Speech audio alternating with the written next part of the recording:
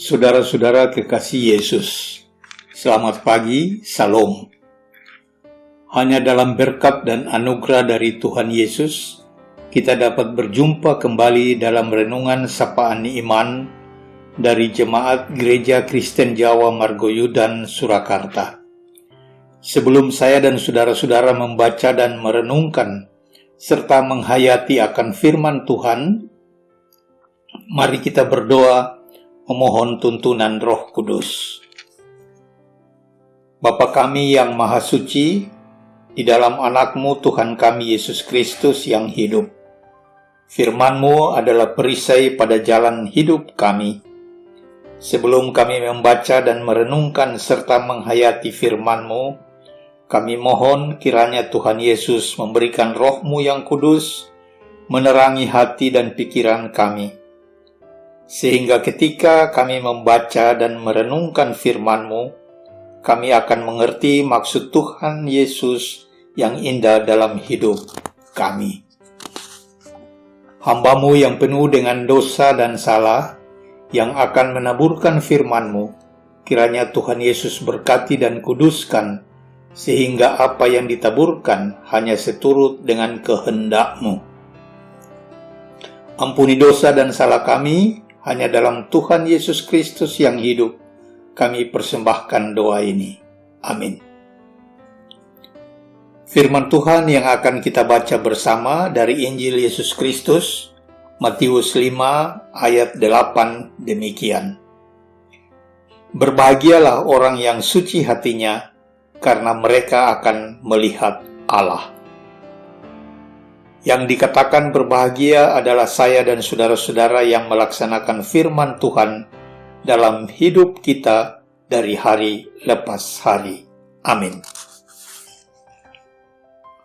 Saudara-saudara kekasih Yesus, pembacaan firman Tuhan ini dari Injil Yesus Kristus Matius 5 ayat 8 diberi judul Berbahagia bersama Yesus.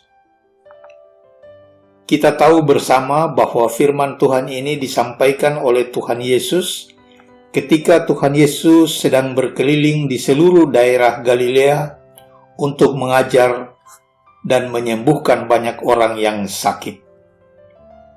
Ketika Tuhan Yesus melihat orang banyak itu, naiklah Tuhan Yesus ke atas bukit, dan setelah duduk, Tuhan Yesus mulai berbicara dan mengajar banyak hal yang terdapat dalam Matius pasal 5 sampai dengan pasal 7 yang kita kenal dengan khotbah di bukit.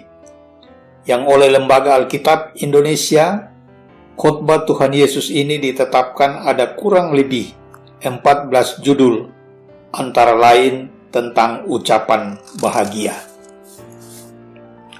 Saudara-saudara kekasih Yesus, pada umumnya sering orang berpendapat bahwa suatu kebahagiaan hanya dapat diperoleh dari harta atau kekayaan ataupun kedudukan. Setelah mereka memperolehnya, mereka merasa puas dan bahagia. Karena itu, untuk memperolehnya, mereka berusaha dengan keras, dengan berbagai cara, meskipun dengan usaha atau cara-cara yang tidak patut di hadapan Tuhan Allah. Yang penting, mereka mendapatkan hasil demi terwujudnya suatu kebahagiaan menurut versi mereka.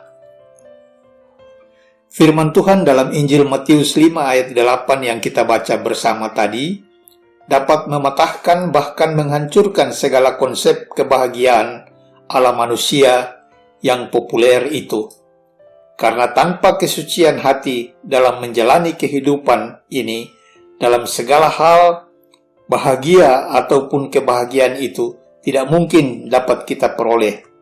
Dengan demikian, mungkinkah kita dapat melihat Allah di dalam anaknya Tuhan Yesus Kristus? Saudara-saudara kekasih Yesus, firman Tuhan ini memberikan pengajaran yang penting dan berharga dalam kehidupan kerohanian kita. Ketika kita mencari bahagia atau kebahagiaan di luar Tuhan Yesus, yang juga tidak disertai dengan hati yang suci, maka pada saat itu kita tidak akan mendapatkannya. Bahkan saya dan saudara-saudara tidak akan melihat Allah di dalam anaknya Tuhan Yesus Kristus. Berbahagia bersama Tuhan Yesus bukan kita dapat berdasarkan pada ukuran manusia, tetapi berdasarkan pada prinsip ilahi di dalam firman Tuhan. Berbahagia bersama Tuhan Yesus yang kita terima selalu berfokus pada kebenaran firman Tuhan yang bernilai kekal dan abadi, bukan pada hal-hal yang bersifat sementara dan semu. Firman Tuhan dalam kitab Mazmur 1 ayat 1a menegaskan, berbahagialah orang yang tidak berjalan menurut nasihat orang fasik. Saudara-saudara kekasih Yesus, dengan demikian suatu bahagia atau kebahagiaan hanya dapat kita peroleh bersama Tuhan Yesus dengan firman kebenarannya. Karena disinilah kita dapat menemukan arah hidup yang sebenarnya dan sesungguhnya. Mari, saya dan saudara-saudara harus yakin dan percaya dengan setulus hati dan sesuci hati bahwa hanya Tuhan Yesus Kristus sajalah yang dapat memberikan bahagia atau kebahagiaan dalam kehidupan kita. Bukan harta, bukan kekayaan, bukan kedudukan, ataupun kehidupan duniawi lainnya. Hanya Yesus jawaban hidupku. Terpujilah Tuhan Yesus dengan segala firman-Nya. Amin.